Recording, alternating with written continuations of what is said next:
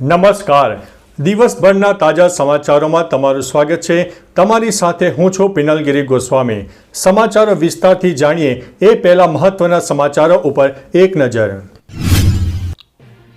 મિત્રો, અત્યારના સૌથી મોટા સમાચારમાં વાત કરીશું. લગ્નની સિઝનમાં સોનું ફરીથી સસ્તું થયું છે. છેલ્લા 2 દિવસમાં સોના અને ચાંદીના ભાવમાં ઘટાડો જોવા મળ્યો છે. 2 દિવસમાં 24 કેરેટ સોનું 2719 રૂપિયા પ્રતિ 10 ગ્રામ સસ્તું થયું છે. સોમવારે સોનું 1089 રૂપિયા અને મંગળવારે 1630 રૂપિયા ઘટ્યું હતું. આ ઘટાડા બાદ હવે 24 કેરેટ 10 ગ્રામ સોનાનો ભાવ 75,451 રૂપિયા આવી ગયો છે. જોકે બજાર નિષ્ણાતો માને છે કે આ ઘટાડો લાંબા સમય સુધી ટકી શકશે નહીં અને સોનું અને ચાંદી ફરી એકવાર ઉપર જશે. મિત્રો, અન્ય મહત્વના સમાચારની વાત કરીએ તો આધાર કાર્ડમાં સુધારા માટે લાંબી લાઈનો. ગોધરા તાલુકાના પંચાયત કચેરીમાં આધાર કાર્ડ માટે લોકોની લાંબી લાઈનો લાગી હતી. અરજદારો વહેલી સવારથી લાઈનોમાં લાગી ગયા હતા. કેટલાક અરજદારો તો 2 દિવસથી ધક્કા ખાઈ રહ્યા છે. ઉપરાંત દૂર દૂરથી આવેલા અરજદારો પોતાના નાના બાળકો અને વૃદ્ધ સહિત લાઈનોમાં જોવા મળ્યા હતા. ઉલ્લેખનીય છે કે સરકારી તંત્રને આ બાબતે જાણ થતાં શહેરાથી આધાર કાર્ડ અપડેટની કામગીરી માટે વધુ કીટની વ્યવસ્થા કરીને કચેરીમાં જામેલી કતારો ઓછી કરવાનો પ્રયાસ પણ કરવામાં આવ્યો હતો. મિત્રો, અન્ય મહત્વના સમાચારની વાત કરીએ તો વાવાઝોડાનો ખતરો. આગામી 3 દિવસ ભારે વરસાદનું એલર્ટ આપવામાં આવ્યું છે. આંદામાન સમુદ્રમાંથી ઉદ્ભવેલું જોખમી વાવાઝોડું ફાંગલ હવે ભારતના કિનારા ઉપર તબાહી મચાવવા માટે તૈયાર છે. વાવાઝોડાને કારણે હાલમાં ચેન્નઈ સહિત તામિલનાડુના ઘણા વિસ્તારમાં ભારે વરસાદ વરસી રહ્યો છે.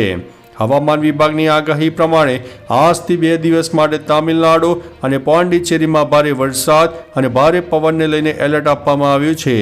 માછીમાર અને દરિયાથી દૂર રહેવાની પણ સલાહ આપવામાં આવી છે. મિત્રો, અન્ય મહત્વના સમાચારની વાત કરીએ તો સુરતીઓને 4થી ઇન્ટરનેશનલ ફ્લાઇટ મળી છે. એર ઇન્ડિયા એક્સપ્રેસ એરલાઇને ગુજરાતીઓને સારા સમાચાર આપ્યા છે. 20 ડિસેમ્બરથી એર ઇન્ડિયા બેંગકોકથી સેવા શરૂ કરશે. ચેન્નઈ, સુરત, બેંગકોક, સુરત અને ચેન્નઈની ફ્લાઇટ સુરત ઇન્ટરનેશનલ એરપોર્ટથી ટેકઓફ કરશે તેવો નિર્ણય લેવામાં આવ્યો છે. ફ્લાઇટનું બુકિંગ પણ એરલાઇને મંગળવારથી શરૂ કરી દીધું છે. આ ફ્લાઇટનું ભાડું 13,000 થી 15,000 વચ્ચે રાખવામાં આવ્યું છે. ડિમાન્ડ વધતા જ એરલાઇને આ સેવા શરૂ કરી છે. મિત્રો, અન્ય મહત્વના સમાચારની વાત કરીએ તો ગુજરાતમાં ઠંડીનો ચમકારો વધ્યો છે. રાજ્યમાં વેસ્ટર્ન ડિસ્ટર્બન્સની અસરથી ઠંડી વધી રહી છે, જેને લઈને લઘુત્તમ તાપમાન 2 થી 3 ડિગ્રી ઘટી રહ્યું છે. આ તરફ તેની થોડી અસર શરૂ થઈ ગઈ છે. રાજ્યમાં ગ્રામીણ વિસ્તારોમાં સારી ઠંડી લાગી રહી છે.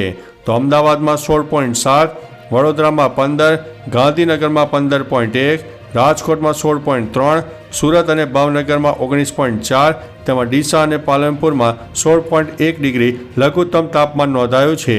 નલિયામાં 13.4 ડિગ્રી સાથે રાજ્યનું સૌથી ઠંડુ શહેર પણ રહ્યું છે. મિત્રો, અન્ય મહત્વના સમાચારની વાત કરીએ તો મુસાફરો ભરેલી બસ ખાડીમાં પડી ગઈ હતી. ગઈકાલે વહેલી સવારે 5 વાગે સુરતના કોસંબા નજીક લક્ઝરી બસ ખાડીમાં ખાબકી હતી. આ ઘટનામાં 15 જેટલા લોકોને ઈજાઓ પહોંચી છે. લક્ઝરી બસ ખાડીમાં પડતા તમામ મુસાફરો ઊંઘમાં જ દબાઈ ગયા હતા. જોકે સુરત ફાયરની ઇમરજન્સી ટીમે તાત્કાલિક ઘટના સ્થળે દોડી ગઈ હતી અને રેસ્ક્યુ ઓપરેશન હાથ ધર્યું હતું. બસના પતરા કાઢીને 40 જેટલા મુસાફરોનું રેસ્ક્યુ કરવામાં આવ્યું હતું.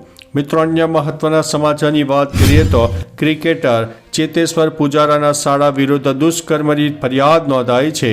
ભારતીય ક્રિકેટર ચેતેશ્વર પુજારાના શાળા જીત પાબરી મુશ્કેલીમાં મુકાયા છે. રાજકોટના માલવીયાનગર પોલીસ સ્ટેશનમાં જીત બાબરીની પૂર્વ મંગેતરે પોલીસમાં ફરિયાદ નોંધાવી છે. યુવતીનું કહેવું છે કે જીત બાબરી સાથે તેની સગાઈ થઈ હતી.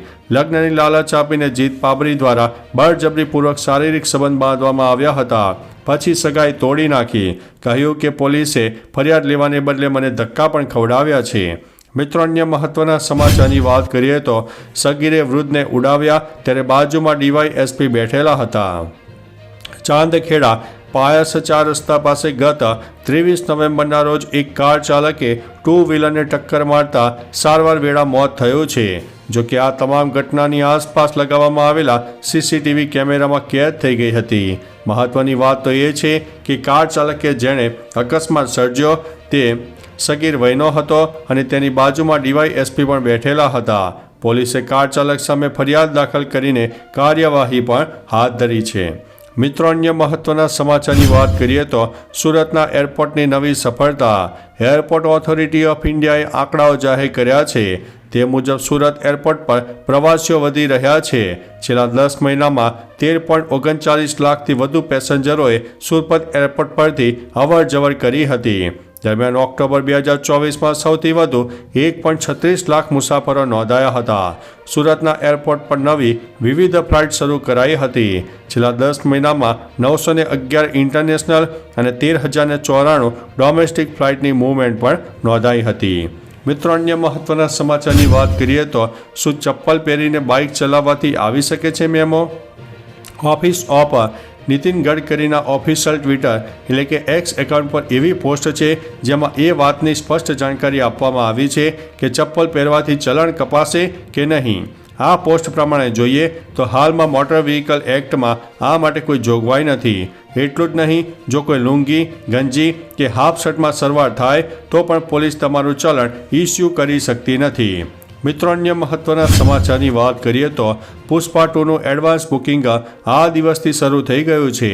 અલ્લુ અર્જુનની બહુપ્રતીક્ષિત ફિલ્મ પુષ્પા 2 ધ રોલનું અંતિમ શૂટિંગ પણ પૂર્ણ થઈ ગયું છે. તેની સેન્સર પ્રક્રિયા 27 નવેમ્બરથી શરૂ થઈ ગઈ હતી. ફિલ્મનો રન ટાઈમ અંદાજિત 3 કલાક અને 15 મિનિટનો છે. મીડિયાના રિપોર્ટ અનુસાર પુષ્પા 2નું એડવાન્સ બુકિંગ 29 નવેમ્બરથી શરૂ થઈ જશે.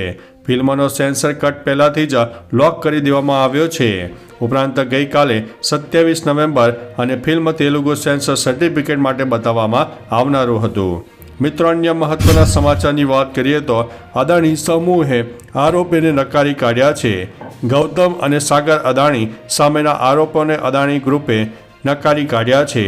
Adani green energy limited stock exchange ફાઇલિંગમાં જણાવ્યું હતું કે ત્રણેય પર FCPA ઉલ્લંઘનનો આરોપ મૂકતા અહેવાલો ખોટા છે.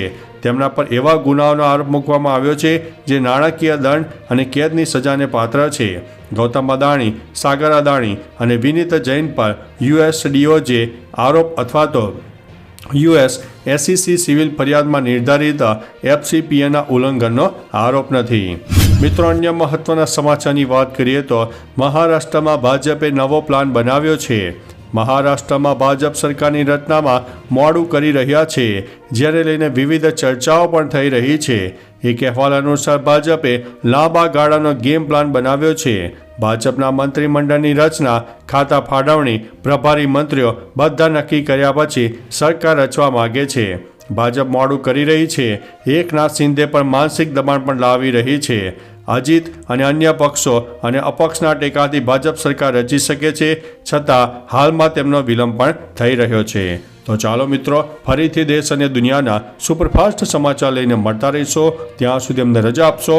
નમસ્તે.